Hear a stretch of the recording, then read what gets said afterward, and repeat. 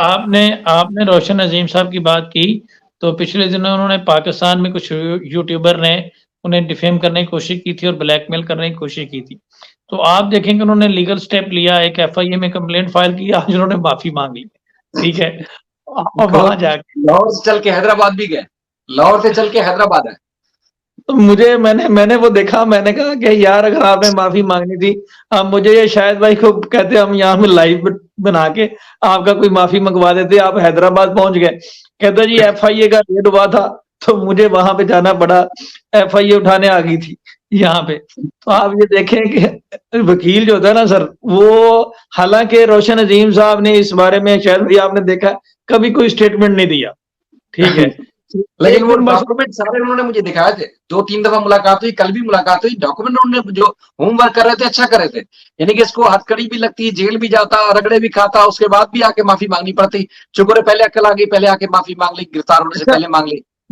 अच्छा बात सुने, वो शुरू में जब कह रहे थे ना कि prevention of electronic crime act की बड़ी सख्त कार्रवाई होती है, तो उस वक्त उनका मजाक उड़ाया जा रहा था।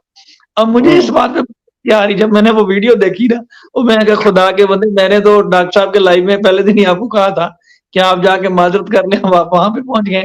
तो बहरहाल ये जो चीज है बिल्कुल डॉक्टर साहब आपकी बिल्कुल दुरुस्त है कि रोशन अजीम साहब इसको बड़े अच्छे तरीके से लेके चल रहे हैं, और उसका सबूत आप देखेंगे, अगर किसी ने गाली या उसमें कोई बैड वर्ड यूज किया तो देख लें उसको माजरत करना पड़ गई है। लेकिन आप जस्टिफाई करें इस चीज को, ये नहीं है कि जिस तरह से एपी सिंह साहब ने किया वो तो गलत है। जिस तरह अभी आपने हमें ये भी याद दिला दिया कि मक्खन मक्खन वाली बात तो हम भूल ही गए थे कि सीमा तो मक्खन जैसी है। शुद्ध घी, शुद्ध घी शुद्ध घी जो है वो अपने हमारे दोस्त जो है वो अच्छे अंदाज में बोलते हैं, अनिल कुमार साहब के बड़े मन के करीब हैं, वो बहुत अच्छे तरीके से बोलते हैं शुद्ध घी, और हमसे उस तरह नहीं बोला जाता, लेकिन इस तरह के अल्फाज उन्होंने इस्तेमाल किए। सर शुद्ध का मतलब सर 100% प्योर, जी जी ये सर होता है।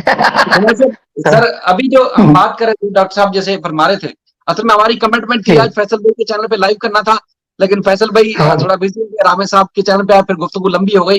लेकिन मेरी कोशिश है कि इसको वेंड करके इंशाल्लाह फैसल भाई के चैनल पे लाइव करेंगे। बाकी सर जी जरूर, गुजारिश ये थी कुमार साहब, क्योंकि आपको पता है कि सिंध में बहुत बड़ी हिंदू की आबादी है, यानी कि हिंदू सिंध में, सूबा सिंध में बहुत ज्यादा आबाद है। जी मैं जानता हूँ, तारीख है। अच्छा, इस तरह के वाकयात जाहिर है आप इंडियन मीडिया पे भी देखते होंगे कि कोई ना कोई वाकयात हिंदुओं के साथ रूनुमा होते रहते हैं कि बच्चियों को जो है वो ले जाके उसको उनको मुसलमान कन्वर्ट कर लेना शादियों के, और इस तरह के आप सुनते होंगे। अच्छा, चूंकि आपको पता है कि होता है वो हाई कोर्ट में आते हैं मामला बच्चों के, यानी कि एक बच्ची को कन्वर्ट किया, मुसलमान हुई और उसके बाद मुस्लिम लड़के से उसने शादी करनी है तो वो कोर्ट आती है। अच्छा सर, जो मतलब आप इस वक्त गुलाम हैदर के सेंटीमेंट देख रहे हैं, जो दुनिया देख रही है, वो उसी तरह के सेंटीमेंट उन हिंदू खानदान के होते हैं जो अपनी बेटी को बचाने के लिए अदालतों के चक्कर काट रहा होता है। क्योंकि मैं बार बार ये कह रहा हूँ कि चूंकि हम अदालतों में रिपोर्टिंग करते हैं, हमें रोज देखने को चीजें मिलती हैं। तो कहने का मकसद ये है कि वो खानदान टूट चुका होता है। अब बच्ची जबरदस्ती गई है, बच्ची को ले जाया गया है, गन पॉइंट पे ले जाया गया है, उसकी अपनी मंशा शामिल थी, ये इस पे कोई उसकी गहराई में नहीं जाता। लेकिन ये कि जो एक्ट सामने नजर आ रहा होता है कि पूरा घर तबाह हो जाता है एक बच्ची के घर से जाने की वजह से। अब गुलाम हैदर की बीवी, गुलाम हैदर के 4 बच्चे भी गए, तो आप खुद कैफियत का अंदाजा लगाएं गुलाम हैदर की कैफियत होगी क्या। मतलब अगर किसी हिंदू की बच्ची के साथ खुदा ना खासा इस तरह हो जाए तो पूरा घराना तबाह हो जाता है। तो गुलाम हैदर का पूरा घराना तबाह नहीं हुआ, पूरी जिंदगी उसकी तबाह हो गई। सर अल्लाह करे वापस भी आ जाए तब भी इस ड्रामा से बाहर नहीं आ सकेंगे। तो हमें सबको, चाहे वो हिंदू हो मुसलमान हो, हम सबको इस तरह के जो वाकयात होते हैं उसकी रोकथाम करने के लिए कोशिश करनी चाहिए, हमें जुड़ना चाहिए। जी बिल्कुल, जी बिल्कुल। बात करता है तो वो नाजायज है, गलत है, हम उसके खिलाफ आवाज उठाएं मिलके। जी बिल्कुल बिल्कुल जी मैं ये कहना चाहूंगा कि मैंने कई पाकिस्तान के ऐसे जो लोकल यूट्यूबर हैं जो दिखाते रहते हैं कि कैसे हिंदुओं का घर जला दिया गया, कैसे हम इंडिया में देखते रहते हैं, और वो जो यूट्यूबर है वो मुस्लिम ही रहते हैं ज्यादातर। तो जाहिर सी बात है ऐसी कोई हिंदू मुसलमानों वाली पाकिस्तान में भी बात नहीं है, लेकिन कुछ कट्टर लोग यहाँ पे भी बैठे हैं, कुछ वहां पे भी बैठे हैं। जी, मैं वो उतना उससे ज्यादा कुछ कहना एक चैनल के लिए ठीक नहीं रहेगा, क्योंकि हमारे जो दिल जुड़े हुए हैं वो उन चीजों को जरूर तोड़ेंगे, और अगर ये शुरुआत हमने की है तो शायद क्या पता हमारे बच्चे उसको और भी आगे ले जाएं। जी, क्योंकि इसमें डॉक्टर साहब भी थोड़ी सी एक बात को करेंगे, मैं 1 मिनट लूंगा आपका। क्योंकि देखिए, गवर्नमेंट की सपोर्ट इस तरह के नाजायज काम को कभी भी नहीं होती। ना पुलिस इस काम को जी, सपोर्ट करती है, ना कोई भी रियासत, कोई भी जी, इदारा सपोर्ट जी, नहीं जी, करता। ये इनफराद जी, की इंडिविजुअल हैसियत में लोग करते हैं, अगर कोई काम करते हैं, लेकिन उससे पूरा घराना तबाह होता है। हमें कोशिश करनी चाहिए कि घरानों को महफूज करना है। किसी की बेटी इज्जत चली जाए तो वो कभी भी दोबारा से उस पुरानी वाली पोजीशन में नहीं आते, कंडीशन में वापस नहीं आते। वो हमेशा तबाह हो जाते हैं बेचारे, कहीं मुंह दिखाने के काबिल नहीं रहते। तो ये चीजें हैं जो करनी चाहिए, सबको मिलकर आवाज उठानी चाहिए। जी, जी शुजात भाई, जी बिल्कुल। मैं बिल्कुल एग्री करता हूँ शाहिद भाई से, 100% एग्री करता हूँ। देखिए, हमारा काम जो है, फनेटिक्स हर जगह पे होते हैं। आप हिंदू मुस्लिम को तो छोड़ें, यहाँ पे तो मुसलमानों को नहीं छोड़ते लोग। और एक चीज जिसकी वजह से मतलब हमारे ऊपर भी बड़ी तनकीद होती है कि आप जो है ना वो फिरका वारियत के खिलाफ क्यों बात करते हैं। तो आप सबको पता है कि शुरू से ये जो फिरका वारियत है, और इसमें सारी आती है, इसमें शिया सुन्नी, शिया वहाबी, वहाबी सुन्नी, और मुसलमान हिंदू और सिख, और वो सारा कुछ ही आता है। देखिए, आपस में जो इस तरह के जो रिलीजन के सेंटिमेंट्स को यूज करके चीजों को आगे बढ़ाना, यही तो फिरका वारियत है। तो इसमें मुझे याद है कि एक मरतबा कुछ फनेटिक्स ने उठ के पेशावर में एक बहुत पुराना कोई मंदिर था, आई बिलीव, या गुरुद्वारा था, उसको जला दिया। तो उसके ऊपर सख्त किस्म की मैंने वीडियो बनाई। तो that was almost 2.5 year ago. तो उस पे बहुत से लोगों ने कहा जी वो तो फलां है, वो तो फलां है। लेकिन मैं आपको बताता हूँ कि 85% लोगों ने आके इसको वो कहा कि ये सही बात आपने की और यही होना चाहिए, और हर बंदे को 110% राइट है कि वो अपने देखिए, हम दुश्मनी नहीं कर सकते किसी से, हम डिफरेंस ऑफ ओपिनियन रख सकते हैं। ठीक है जी, जी, जी, मैं मुस्लिम हूँ तो मैं डिफरेंस ऑफ ओपिनियन रखूंगा। मैं अपने भाइयों से भी जी, रखता हूँ, बिल्कुल, अपने वालिद से रखता हूँ, जी, अपनी फैमिली से रखता हूँ, जी, इसी तरह जो हमारी जी, कम्युनिटी उससे रखता हूँ। लेकिन इसको जी, दुश्मनी में कन्वर्ट नहीं किया जा सकता। ये पॉइंट है जो एक्चुअल पॉइंट है। अगर इसको इस तरीके से दुश्मनी में कन्वर्ट कर दिया जाए कि आप हिंदू हैं, मैं मुस्लिम हूँ, और आप सुन्नी है, मैं शिया हूँ, और आप वहाबी हैं और फलां, वो तो फिर तो इंसानियत रहेगी नहीं। ये बात जी, बिल्कुल सही। जी, डॉक्टर साहब आपकी बात से सहमत है। जी, जी, बिल्कुल सही बात आपने की शुजात भाई, और यही बात है कि आज इस इंसानियत की वजह से ही बहुत सारे अनिल कुमार साहब यहाँ पे मौजूद हैं, और बहुत सारे हमारे इंडियन भाई हमारे साथ जुड़े हुए हैं। शायद भाई मज़ीद कोई बात करना चाहेंगे या इसको कंक्लूड करें? और सर, कंक्लूड जी, जी। आज के लिए इतना ही। बस ये है कि ऐसा हमें धीरे धीरे से अनिल कुमार साहब से मोहब्बत हो रही है, कहीं ज्यादा ना हो जाए बस। नहीं, आपको देख के लगता है कि जैसे हम अपने परिवार के एक है ना एक जगह बैठे हुए हैं। और साहब मैं आपको बताना चाहता हूँ कि मेरा अपना एक कुछ अपना छोटा मोटा काम है, तो हम उसको मतलब उसमें अब ध्यान कम लगता है, और हमारा जॉब भी है मेरा, तो उसमें मेरा ध्यान कम, 24 घंटे सब आप लोगों के बारे में सोचते रहते हैं। और मैं सोचता रहता हूँ कि पहले जो हमारी सोच गलत थी, जब आप लोगों से बात की तो मैंने पहले भी एक बार बोला, आज फिर बोलता हूँ, सीमा धन्यवाद, तुमने हमारे कई भाइयों का आपस में मिलवा दिया, इतना ही कहूंगा। जब पहली दफा आमना सामना हुआ था, कुमार साहब, जब जी, पहली दफा आमना सामना हुआ था, मैंने उस वक्त भी आपसे गुजारिश की थी कि देखें, आप दूर हैं तो जो हमें किताबों में पढ़ाया जाता है, जो टेलीविजन पे दिखाया जाता है, हम वो सिर्फ समझते हैं। लेकिन जब करीब जाके देखेंगे तो वो टीवी पे और किताबों में अलग ही पढ़ाया जाता है, और आपस में एक वाले का अलग मोहब्बत प्यार होती है। तो जो लोग जी, पाकिस्तानी जी, को नहीं समझते, वो आहिस्ता आहिस्ता जाके हाँ, समझ जाएंगे कि देखें, ये नफरतें सिर्फ जी, सियासत की जो अचीवमेंट होती है उसके लिए की जाती है। बाकी अवाम में हाँ, कोई इस तरह की नफरत भी नहीं है, एक दूसरे को इज्जत देते हैं, प्यार सम्मान देते हैं, सब नहीं। कुछ देते हैं। जी हाँ जी, आप हमारे गांव में मतलब आप आइडेंटिफाई नहीं कर पाएंगे कि कौन हिंदू है कौन मुसलमान है, या ऐसा है वैसा है। मतलब एक दूसरे के घरों में आना जाना, और जल्दी ही महीने 2 महीने में हम एक डॉक्यूमेंट, मैं सोच रहा हूँ अभी ऐसे कोई, मैं सोशल मीडिया पे मेरा इतना मुझे एक्सपीरियंस नहीं है, तो मैंने डॉक्टर सुदास साहब को भी कहा था कि मैं जरूर एक कोई हिंदू सॉरी मुस्लिम उसमें कम्युनिटी में जाके, जहाँ पे मुस्लिम बहुत, हम हिंदी में होते हैं, मुस्लिम मेजोरिटी में जाकर के हम आपको उनके विचार सुनाएंगे। हमारे इंडिया में ऐसा कोई नहीं है कि उनको सताया जाता है, ये किया जाता है, ऐसा कुछ नहीं है। वे वेरी पावरफुल है। बल्कि एक जैसे एक मैं आपको बताना चाहता हूं पाकिस्तान की जनता को कि हर हिंदू मुसलमान लड़की से शादी करने से पहले 3 बार सोचता है। जी, ऐसा यहाँ पे किसी नहीं है कि कोई लड़की को बेला फुसला के कि तू धर्म बदल ले, ऐसा बदल, ऐसे यहाँ पे एक रेयर ही केस आता है और ये सब हमारी फिल्मों में देखने को मिलता है, हकीकत में नहीं होता है। और वैसे एक दूसरे की बहन बेटियों के हम वो करते हैं। और अभी हमारा एक हमारे गांव के पास में ही हम आपका वीडियो कल भेजेंगे। एक दो जैसे आप और हमारे दो भाई हैं, जैसे हम साथ एक कंपनी में नौकरी करते थे, एक हिंदू और एक मुस्लिम। तो उन्होंने अपनी बेटी की शादी एक हिंदू के साथ की और उन्होंने बोला कि ना निकाह होगा ना फेरे होंगे। तो उन्होंने माला डाल के और मीडिया आई और बहुत ही बड़े भव्य स्वागत से उनकी शादी हुई और बिना दहेज के शादी हुई। और आज उस शादी को 6 महीने हो चुके हैं, बल्कि साल होने वाला, बड़े सकुशल है। और वहीं पे मेरी बहन का ससुराल है, उनके पड़ोस में है। और हम उनका वीडियो कल आप सोशल मीडिया पे, सॉरी मैं आपको जरूर उस पर लिंक भेजूंगा और आप देखिएगा। ऐसा कुछ नहीं है और ऐसा बिल्कुल भाईचारा है। और कहीं कहीं देखो मैं आपको साफ बोलता हूं कि हमारी इंडिया में एक बात है कि जब हम 2 भाई थे और 2 भाइयों में अलग अलग भाई हो गए थे, अपना बंटवारा किया था जैसे हम भाई होते हैं, तो वहां पे 17% हमारे जो हिंदू भाई थे, अब वहां से घट के 2% रह गए हैं। और कहीं कहीं जब मीडिया में अगर एक केस होता है तो हम हमारी मन में एक भावना बना लेते हैं, एक मेंटलिटी बना लेते हैं कि एक के साथ हो गया तो हजारों के साथ ऐसा ही होता है। ऐसा कुछ नहीं है। रेयर इंडिया में भी हो जाता है और वहां पे भी हो जाता है। जब हम आप लोगों से बातचीत करी तो मैं कई लोगों को बताता रहता हूं। तो फयाज सर मैं आपको एक बात बताना चाहूंगा, इंडिया में इस बात पे बड़ा अचंभा किया जाता है, अच्छा तुम पाकिस्तान वालों से बात करते हो? अरे हमारे पास नंबर है, मैं आपके नंबर दिखाता हूँ, देखो ये एडवोकेट साहब है, एक ये हुसैन साहब है, ये फैसल साहब है।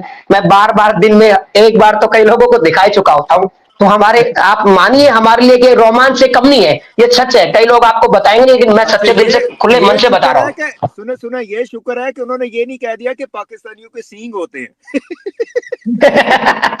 जी, और मैं आपको एक बात और भी बताता हूं, आज भी हमारे 90% इंडियन पाकिस्तान में फोन करते हैं, उनकी आत्मा ऐसे कांपेगी।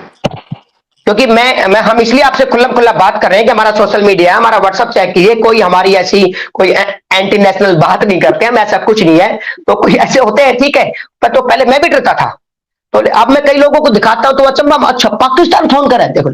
तो मैं आपकी फोटो दिखाता रहता हूं, देखो ये डॉक्टर रोशन साहब की तो फोटो मेरे पास नहीं है, मैं झूठ नहीं बोलूंगा क्योंकि मुझे उनसे कोई ऐसा राब्ता नहीं है। तो मैं सब लोगों को डॉक्टर रोशन अली साहब की जगह मैं आपको ही पेश करता हूं। देखो एक हमारे ये भाई है छोटे और हमारे बहुत गहरे दोस्त हैं, जो हमारे देश में सीमा आई है, ये उनका केस लड़ रहे हैं और मैं बड़े फख्र से कहता हूँ, देखो इनसे मेरी जानकारी है, ये हमारे एडवोकेट साहब है जी।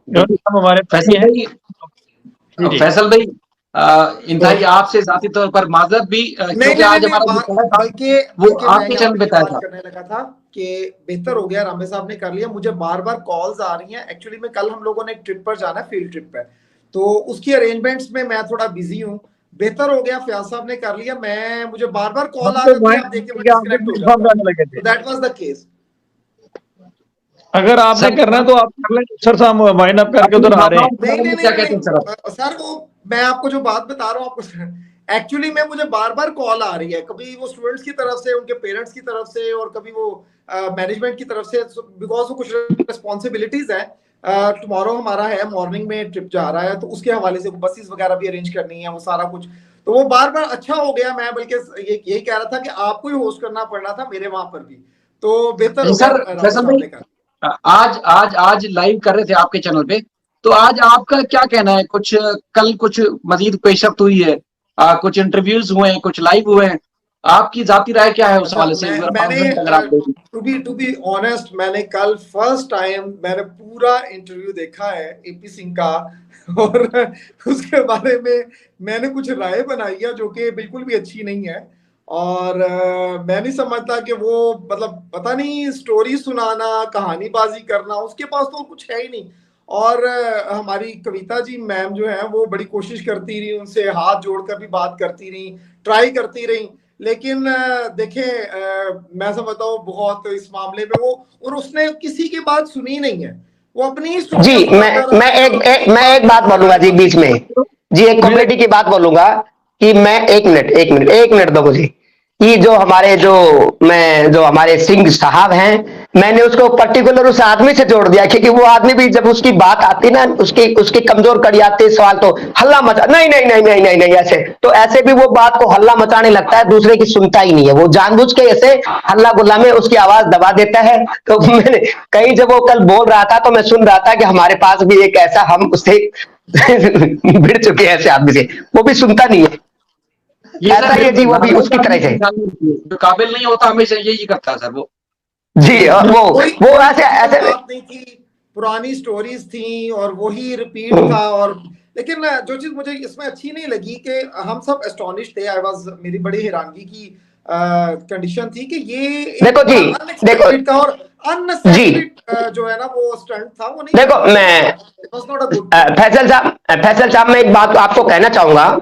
देखो हम उसको कोई अनपढ़ मूर्ख तो नहीं कहेंगे, वो जो हमारे कॉन्स्टिट्यूशन है उसकी सभी मतलब पढ़ा लिखा आदमी है, सब जानता है, क्योंकि उसके पास उसका जवाब नहीं है, इसलिए वो बातों को डाइवर्ट कर देता है इधर उधर इधर उधर इधर उधर।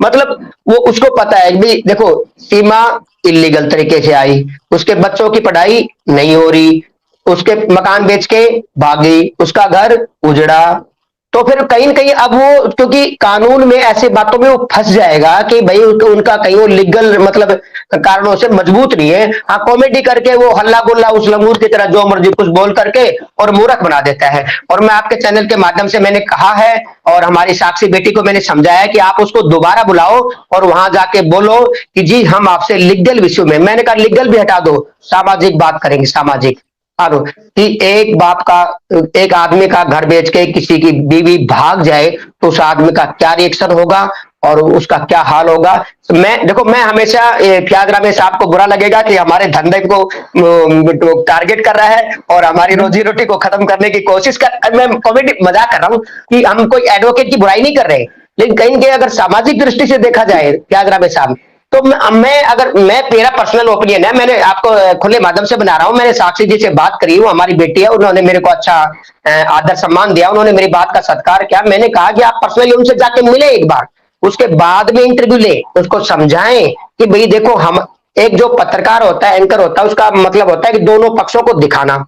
और मैं आपके चैनल के माध्यम से भी मैं बताना चाहता हूं, किसी को भी अगर एपी सिंह डॉक्टर फ्याज, सॉरी आपके नाम के आगे डॉक्टर मुझे बहुत जल्दी लगता है, फ्याज रामे साहब के, एडवोकेट साहब के चैनल पे भी, पैनल पे भी अगर एपी सिंह आए तो उसका स्वागत है, उसको आना चाहिए और उनके सवालों का जवाब देना चाहिए। ये नहीं है कि जब वो चैनल पैनल पे आएगा तो उसको कोई गाली गलौच होगा। और अगर एपी सिंह साहब आ रहे हैं तो मैं चाहता हूं कि एपी सिंह साहब फ्याज सर के इस पे चैनल पे आए, और मैं वादा करता हूं जो लोग देख रहे हैं कि उनको एक भी मतलब कोई भद्दी लैंग्वेज, कोई गंदी लैंग्वेज नहीं, सिर्फ लीगल इश्यू और सामाजिक तौर और इंसानियत की बातें किया जाएगा, जलील करने की कोशिश नहीं की जाएगी, सच्चाई बताई जाएगी, भाई हम सच तो यह है, उसके बाद में आप क्या क्या कहना है, बस यही सवाल था। और साक्षी को मैंने समझाया है, और मैं तो कई लोगों को जो ट्रोल कर रहे थे, जो आप लोगों को भी बताना चाहूंगा, माफी चाहूंगा अगर आप मेरी बात से सहमत नहीं हो, तो मैंने कहा कहीं कहीं वो अपने सवालों से बच के भाग गए, आप उनको दोबारा पिंजरे में घेर घोट के लाए, क्योंकि अगर आपने उनको सवाल नहीं पूछे तो आपके चैनल की तौहीन होगी। आपको मैं जब मानूं साक्षी कि आप उनसे जाके मिले, रूबरू है, आप उनको बोलो कि मीडिया के सामने हम सच्चाई पूछेंगे, क्योंकि साक्षी एक एडवोकेट नहीं है, तो मैं तो सामाजिक दृष्टि से पूछे भाई उस आदमी का घर बेच के भागे, बर्बाद है, सब कुछ है, आप उसके बारे में ये कर रहे हो, वो कर रहे हो। और कहीं कहीं अगर आप देखो, अगर वो एक एडवोकेट ना होते, सॉरी खाली एक एडवोकेट का ही काम करते और ये ऐसे ऐसे ये सब ना करते, उजूल फजूल की बात नहीं करते, जैसे हमारे डॉक्टर रोशन अली साहब है, फ्याज रामे साहब है, एज ए एडवोकेट ही बात करते, तो मैं नहीं जानता कि भाई कोई उसको जलील कहता है, कोई कुत्ता कहता है, और जो हमारे गुलाम हैदर भाई है वो उनको जूता दिखाते, क्योंकि वो एक वकील के वकालत नहीं कर रहे, उनका अधिकार है कि वो अपने क्लाइंट का अपना बचाव करे और जो उनकी जो मॉरल ड्यूटी है वो करे। लेकिन कहीं वो वकील की डिग्री कर जो अपने घर के थैले की खुट्टी पे टांग के आते हैं, वो कहते हैं भाड़ में गिर, वो मतलब एज एक मदारी तरह कॉमेडी करने लगते हैं और इस बात को मजाक में उड़ाने लगते हैं। अरे किसी का घर उजड़ गया और आप उसमें मजाक उड़ा रहे हो, शर्म आती है अभी आप पे। तो भाई ये ऐसी, तो मैं तो ये कहूंगा ऐसी वकालत से तो जी हम जैसे बिना कम पढ़े लिखे लोग अच्छे। जी आपका क्या कहना है? अच्छा, मैं तो यही कहूंगा कि आपकी गुफ्तगू से यही लग रहा है, मैंने भी वो थोड़ा सुना है कि एक हमारे यहाँ पे एडवोकेट होते थे जो लतीफे सुनाते थे, शायद भाई को पता है, तो ये लतीफे ही सुने हमने कल, इधर उधर के लतीफे सुना के भाग गए हैं उस लाइव में से। सर वो जो खड़क सिंह वाला ना, खड़क सिंह वाला ये स्टोरी सुने उन्होंने, यकीन माने बचपन में खड़क सिंह की खड़कने से खड़कती हैं खिड़कियां, ये हमें बचपन में बूढ़े सुनाया करते थे कि खड़क की जी बड़ी मशहूर है। जी हमारे इंडिया में भी सेम मशहूर है, और अब मैंने बचपन में एक कहानी पढ़ी है। जी हम जी हमारे स्कूल में थी ये। जी हमारे स्कूल में छोटे बच्चे थे, तो तीसरी चौथी क्लास में शायद थी, मुझे ढंग से याद नहीं, लेकिन थी जरूर ये कहानी। जी मैंने पढ़ा है और अच्छी तरह जानते हैं। और जैसे आप बोलते हो ना, ऐसे बोलते हैं, हमारे डायलॉग थी खड़क से नहीं जी ये, और ये किसी इंडियन मूवी में कोई डायलॉग भी है शायद। जी ऐसा है। तो जहां तक आप देखो, आपकी और हमारी कहावत एक जैसी है, एक जैसे शब्द हैं, तो कहीं न कहीं ऐसा कुछ नहीं लगता। आप ये मान के चलो, जैसा मैं देखता हूँ, मेरे को बड़ी जिज्ञासा रहती है कि मैं पाकिस्तान का जीवन देखूं, पाकिस्तान के लोग देखूं। सच्चाई से बोल रहा हूँ, आज कोई बनावटी बात चैनल के माध्यम से नहीं कर रहा हूं मैं कि मुझे लाइव में अपना ये करना है वो करना है, ऐसा कुछ नहीं मेरा मकसद। मैं चाह रहा हूं कि भाई मैं वहां जाऊं, तो पहले हमें लगता था कि अगर पाकिस्तान का टूरिस्ट वीजा लेके चले जाएं तो कोई कट्टरवादी हमको कुछ नुकसान ना पहुंचाने, पहले मेरी ऐसी भावना थी। तो क्योंकि पाकिस्तान देखो, वैसे तो हम बाहर भी जा सकते हैं, लेकिन एक आम गरीब आदमी पाकिस्तान जा सकता है, कोई खर्चा नहीं लगता, कोई खर्चा नहीं लगता। तो फयाज रामे साहब, मेरी पाकिस्तान आने की तमन्ना है आपसे मिलने की। अब वो मैं कोशिश करूंगा, देखो आगे तो जी मैं पाकिस्तान देखना चाहता हूं कि उनका वहां का जीवन, गांव गलियां मैं देखना चाहता हूं। मेरी अपनी खुद की तमन्ना है, बाकी इसमें कोई सीमा हैदर का कोई इसमें कोई लेना देना नहीं है। ये मेरी पर्सनल चॉइस है कि मैं जो जैसा लोग देखते हैं कि पाकिस्तान में बहुत गरीबी है, वहां पे कच्चे मकान होते हैं, यह होता है वो होता है, तो ये सब मैं देखूं। गरीबी इंडिया के अंदर भी खूब है। अगर जैसे आप सचिन को देखेंगे कि आप सोचोगे अरे इंडिया के लोग 8वीं 9वीं क्लास पढ़ने वाले ऐसे लोग हैं जिनको ठीक से हिंदी नहीं पढ़नी आती। मैं अपनी बताता हूँ, जब हम पढ़ते थे तो 6ठी क्लास में हमको इंग्लिश सिखाई जाती थी पहले इंडिया में, गांव में पढ़ते थे ना, मैं गांव में पढ़ा हुआ हूँ हरियाणा में। सुनो, लेकिन मैं आपको यकीन दिलाता हूँ, जब मेरे को पहली क्लास से मेरे भाई ने इंग्लिश सिखाई थी, और जब मैं 10वीं क्लास में था तो पहले किसी को इंग्लिश नहीं लिखनी आती थी। 10वीं क्लास में होते होते मैं इंग्लिश में चिट्ठी लिखने सीख गया था। और अब इंशाल्लाह कभी अभी जब हम उसको टारगेट करेंगे तो पूरा हमारा 101% एक भी शब्द हिंदी का नहीं रहेगा, क्योंकि मैं मतलब हिंदी शब्द को बड़ा प्यार करता हूँ। और मैं ऐसे हिंदी शब्द है जो बोलता नहीं, आप समझेंगे नहीं, मैं बीच बीच में वो करता हूं। जैसे आप बोलते हो कि Pakistan high commission, India high commission, तो हमारे इंडिया में बोलते हैं कि इंडियन उच्च आयोग, मतलब उसको शॉर्टकट में बोलते उच्च आयोग, मतलब उच्च आयोग, हाई तो उच्च आयोग। तो ऐसे आप सुन के हैरान रहोगे। और देखो कहीं न कहीं जैसे आपने इदारा, और हमारी साक्षी बेटी ने तो सीख लिया इदारा करना और गुप्त को करना, क्योंकि मैं एक मतलब ऐसी बात नहीं, मैं अनपढ़ नहीं हूं, मैं पहले से उर्दू के सब जानता हूं। और मैंने आपको पहले भी बता चुका हूं, जो बहुत लोग आपको बोलते नहीं, हमारी जो दिल्ली पुलिस है, दिल्ली पुलिस जो इंडिया की राजधानी है, उसका 99% काम पुलिस का उर्दू में है। आज भी उर्दू में ही रिपोर्ट दर्ज होती है, उर्दू में ही केस दर्ज होते हैं जी। क्योंकि और सुनो जी, जो केस दर्ज करता है उसको 2 साल की ट्रेनिंग लेनी पड़ती है। जिसको ये रिपोर्ट दर्ज करनी आती है ना, वो लैंग्वेज परफॉर्मा यूज करना आता है, वो राजा बन के बैठे रहता है, उसको ऑफिस में ड्यूटी लगा दी जाती है। अब तो खैर कंप्यूटर आ गया, लेकिन आज भी वो पुरानी वही रपटनामा, रोजनामचा, ये मुलाजिम, आज भी हमारे जो दिल्ली पुलिस के हैं उर्दू का शब्द बोलते जी, मुलाजिम है, कर्मचारी। तो मैं उर्दू 90% समझता हूँ, लेकिन लिखनी नहीं आती मुझे, ये बात अलग है। और कई लोगों की भी मंशा अलग है कि हमारा ये वो टारगेट है, जैसे ऐसा कुछ नहीं है जी। मैं ज्यादा सीधा सिंपल आदमी हूँ। अगर कुमार साहब मेरे मुंह से कोई गलत शब्द निकल जाए तो हमारे जैसे बस और ट्रेन में जब सफर हो रहा होता है तो बस और ट्रेन के कंडक्टर या ड्राइवर बताते हैं ये 2 सीटें बुक है किसी मुलाजिम के लिए। मुलाजिम पुलिस वाले को बोलते हैं कि यहाँ से वहां जाएगा तो ये 2 सीटें हमने बुक की हुई है किसी मुलाजिम के लिए। तो ये मुलाजिम इधर भी बोलते हैं जी। मैं देखो, इंडिया पुलिस जो इंडिया में जो सबसे जो राजधानी है, दिल्ली पुलिस, हरियाणा पुलिस, दिल्ली, हरियाणा और राजस्थान, 3 स्टेट में मुलाजिम ही बोलते हैं। और पुलिस का काम 99% जैसे पाकिस्तान में होता है, सेम प्रोसेस है, सेम मतलब लैंग्वेज है, जो कि वो जब हम पढ़ते हैं तो हम देखते हैं। जैसे हमारी जो जमीन में जो आज भी हमारा रिकॉर्ड है, वो सब आप जो पाकिस्तान में लिखते हैं वो सेम ऐसा ही लिखा हुआ आज। और वहां पे ट्रांसलेट करने के लिए, उर्दू ट्रांसलेट करने के लिए ट्रांसलेटर बैठे होते हैं, जिनको पुराना जमीन का रिकॉर्ड चेक करना होता है। जी अच्छा कुमार साहब, वैसे फैसल भाई से बात करते हैं, वरना जो हमारे लोग जो देख रहे हैं वो बोलेंगे बुड्ढे पता नहीं किन बातों में लग गए। जी लोग बोलेंगे बुड्ढे पता नहीं किन चक्रों में लग के आपस में वो करें। फैसल भाई, कल वाले आप जो गुफ्तगू कर रहे थे, आप जारी रखिएगा वहां से। अच्छा जी, सीमा हैदर जो है वो पाकिस्तान आया ना, या अनिल साहब पाकिस्तान पहुंच गए हैं। नहीं, अच्छा, अनिल साहब की बात को मैं थोड़ा सा आगे बढ़ाऊंगा। अनिल साहब, जब मैं फर्स्ट टाइम वाघा बॉर्डर पर वो परेड वगैरह देखने के लिए गया था, तो हम एक थे, तो हमारे लिए जो है ना वो एक बड़ा जबरदस्त किस्म का और एक बड़ा हटकर एक एक्सपीरियंस था। दूसरी तरफ बॉर्डर के जो थे इंडियंस लोग थे, और इस तरह से हम पाकिस्तानी एक दूसरे को हाथ हिला रहे हैं और समथिंग इस तरह का बिहेवियर था, और वो बड़ा, और परेड में हमें बड़ा पेट्रियोटिज्म और इस किस्म का बिहेवियर जो था वो हमारा सारा था। उसके बाद जब मैं यहाँ सऊदी में आया, तो यहाँ पर तो इंडियन पाकिस्तानी सारे इकट्ठे रहते हैं एक रूम में। मैं जानता हूँ कि एक ही जगह पे सब लोग इकट्ठे काम करते थे, एक ही रूम में 2 इंडियन रह रहे हैं, 2 पाकिस्तानी रह रहे हैं। स्टिल मेरा एक फ्रेंड है और उसके रूममेट जो है वो एक इंडियन है और दिल्ली से हैं। तो हम जब भी कभी जाना होता है तो उनके साथ वैसी बात होती है, कोई, और खाना पीना सब कुछ सेम होता है। हमें तो कभी फील ही नहीं हुआ। इतना जरूर पता लग जाता है कि इंडिया के किस एरिया से हैं, क्योंकि लैंग्वेज और एक्सेंट वो सारा डिफरेंट होता है। तो और स्पेसिफिकली जब मैं दुबई गया था, तो दुबई में तो आप समझें कि शायद एक दुनिया ही अलग है। वहां पर तो कोई वेरिएशन है ही नहीं। वहां पर तो मतलब पाकिस्तानी की शॉप है तो नीचे इंडियन जॉब कर रहा है, इंडियन की शॉप है तो पाकिस्तानी उसके मुलाजिम है। तो वहां पर तो मुझे एक ऐसे कल्चर नजर आया कि जैसे मतलब शायद एक पाकिस्तान इंडिया फिर से इकट्ठा हुआ है वहां पर सारा। तो that was a totally different kind of vibes. आपको फील ही नहीं होता, आपको पता ही नहीं लगता। और एक मैं यहाँ पे वाकया लास्ट में बताना चाहूंगा कि एक बार मैं जा रहा था तो किसी सऊदी औरत ने मुझे कहा था, यू आर हिंदी? तो मैंने कहा, नो, आई एम पाकिस्तानी। तो कहते, what is the difference between Hindi and Pakistani? You look both same.